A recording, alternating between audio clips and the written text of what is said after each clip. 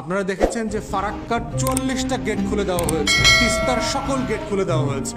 দেখবেন যে গল্পটা সবচেয়ে বেশি বলে যে উজান থেকে আসা বৃষ্টির পানি, ভারতের নাম বলে না, ভাসুরের নাম দেখবেন কোনো গণমাধ্যম বলে না। উজান থেকে পানিটা কোত্থেকে আসে? উজানে কি দেবদত্ত আছে ওরা পানি ছেড়ে দেয়? ওখানে কি তাবিজ দিতে হবে? ওখানে কে আছে যে পানি ছেড়ে দেয়? উজান থেকে দুইভাবে পানি আসে। উজানের দেশ মানে কোনটা? ভারত। উজান শব্দের মানে বাংলাদেশিদেরকে বুঝতে হবে, উজান মানে হচ্ছে ভারত, আমরা ভাটির দেশ। তো উজান থেকে দুইভাবে পানি আসে। উজান থেকে পানি আসে, একটা হচ্ছে বৃষ্টির পানি আসে।